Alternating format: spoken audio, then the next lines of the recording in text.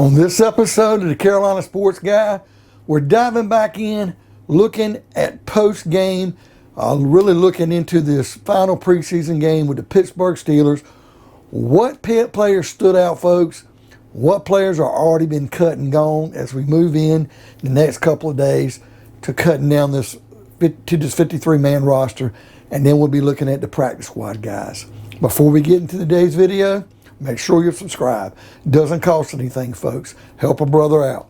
Pound that like button. Hit that bell notification to be notified of future content on the Panthers, Carolina Hurricanes, Charlotte Hornets, and major college sports in both North and South Carolina. And folks, leave me some comments. I love the dialogue. All right, folks. After taking a look at the final preseason game, I'm kind of glad I just didn't jump on board late that night or the next day. This is like 2 days after the game, after the games have been played.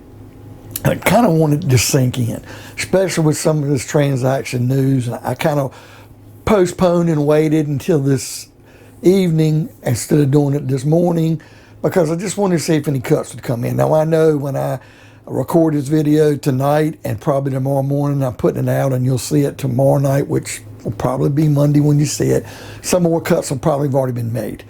But I will probably get in another video once the announcement on Tuesday at 4 to see what the final verdict is and then kind of look at the practice squad.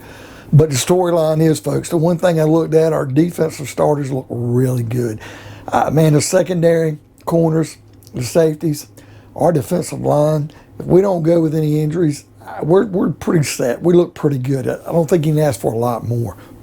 Now, as far as linebackers, I don't really have a problem with our linebackers.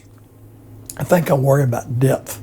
If somebody goes out or somebody gets hurt or you take a guy like Shaq Thompson doesn't perform up to par, or a guy like Jermaine Carter falls off a little or gets hurt, we're really going to be in a bad situation. So I would not be surprised if we end up bringing in a veteran linebacker.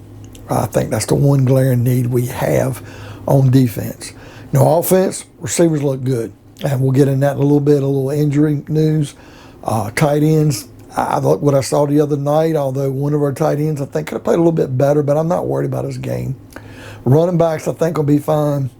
And our quarterback, they still have that battle going on. We got the special teams battles going on, the specialists. But the offensive line is really what we got to look at. All right, that's what I want to get into, the offensive line. We put our first string out there, what's supposed to be our first string offensive lineman, the starting 5. And I kind of listed, I've talked to some people, and they feel like we'll go with 9 offensive linemen. I thought we'd do 11. And I had really listed 10 of the guys we had. I'm a little worried, folks, because that second string Steelers defensive line really put a lot of pressure on Sam Darnold.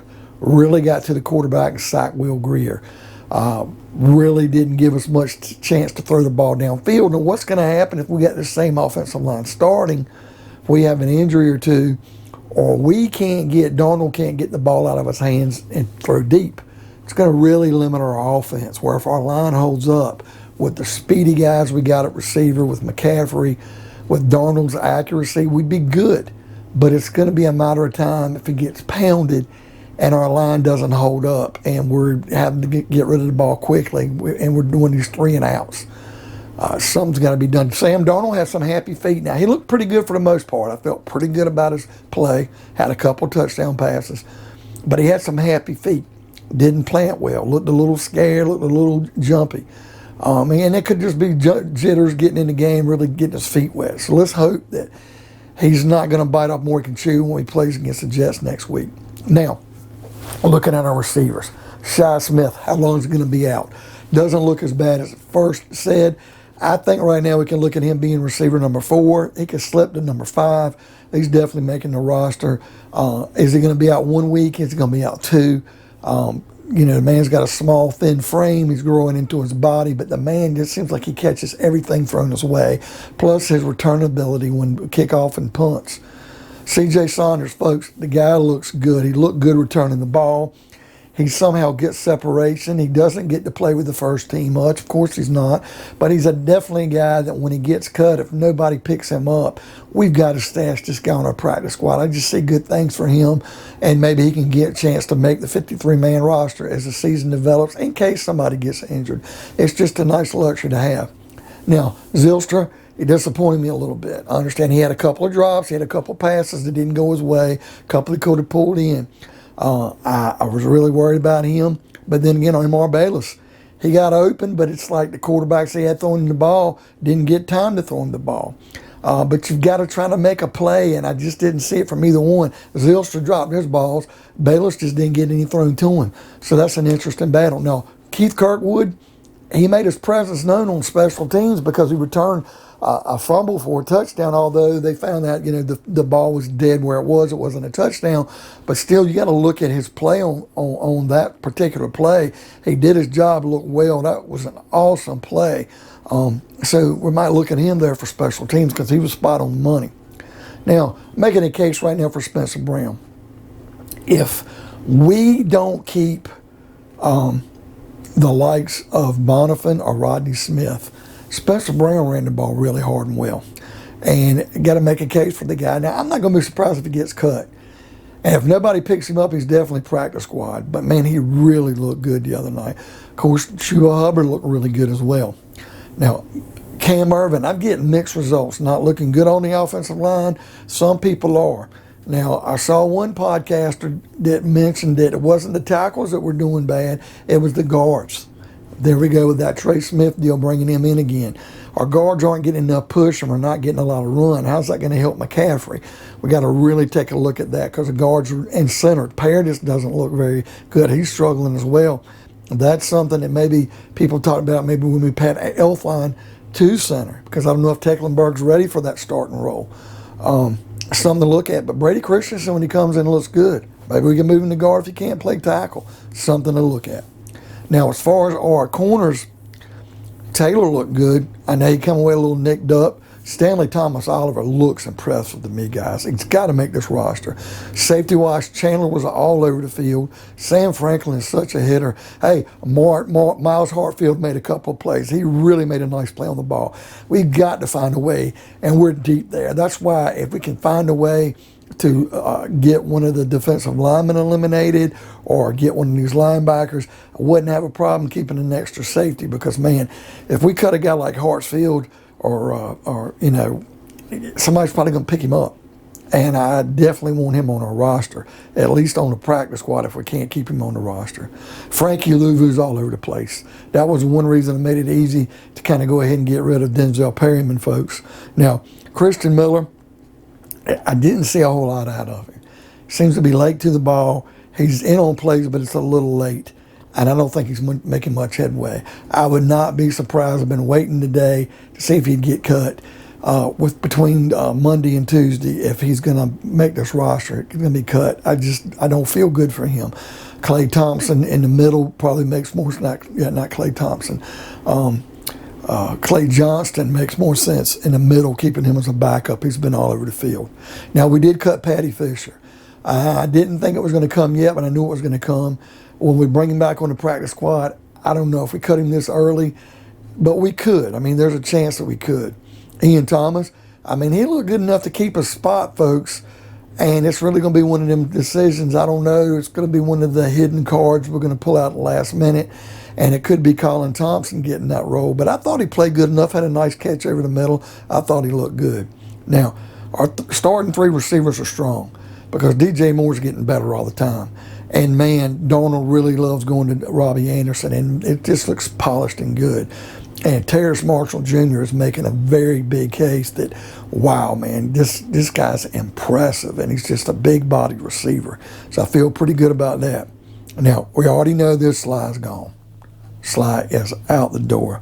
But there's a picture, I'm hoping I can put it up right now if I can transfer this picture. It's an Instagram picture. But I saw it as I watched the game. Sly's on the bench dejected. He don't even know he's going to be cut the next day. And J.J. Jensen's got his arm around him on the bench, and he's giving him solace. He's telling the guy, keep your chin up. I just think it speaks volumes, man. Here we go out in the draft, pick a replacement for Jensen. And, you know, Thomas Fletcher doesn't look like he's going to take his place. Looks like Jensen's going to be safe on this roster, and I'm hoping so because he doesn't make a mistake. But here he is getting the competition, and he keeps his job, and yet he puts his arm around a guy who had no competition this summer and loses his job. Now, one thing about Sly being gone, I want to mention is the fact that the Santoso kid that we got from the Giants, don't keep your money on him being the starting kicker on opening day. I saw a kicker for the Bengals today. I've seen one from Baltimore. Backup kickers that look really good, and they're not going to be on their roster. And if nobody else claims them off of waivers, folks, I don't know how many kicking teams or kicking needy teams there are, but we're definitely one. I could see bringing one of them guys in on a Wednesday and giving Santoso competition, and then we'll have a new kicker moving into the game against the Jets on Sunday. Okay? And like I said, I didn't see enough of Josh Bynes playing linebacker. And maybe I upgraded the guy too soon. I don't know if he's going to make this roster. Maybe we're waiting for more cuts. Maybe we'll bring in a guy like KJ Wright or Fitterer knows. But Celestine got cut, like I mentioned. Darius Clark, the running back, went out with an injury settlement. I said Patty Fisher, which I thought was a little soon. Martez Ivey, kind of had a feeling that was going to happen. Doug Middleton, the safety, had a feeling that was going to happen. And Hyman, Ishmael Hyman, the wide receiver. He has a lot of good upside, folks, but man, you're talking about a position that is so stacked. If Ishmael Hyman at his level was as good or was an offensive lineman as he is, he'd be probably starting or be a reserve. He'd make the squad, 53-man roster. But his problem is Ishmael Hyman is a receiver, and this is a very receiver-deep team. And even the guys that get cut that make the practice squad, it won't be Hyman. So it's a shame to let him go, but I think we did to see if a wide receiver team might give him a chance to pick him up. So, folks, what do you think of today's video? Is there anybody stuck out to you? Who do you think these next cuts will be made? By all means, folks, subscribe. It doesn't cost anything. Hit that bell notification. Be notified of future video on the Panthers. Pound that like button. And by all means, folks, leave some comments. I love the dialogue. And we'll see you next time on another edition of Carolina Sports Guy.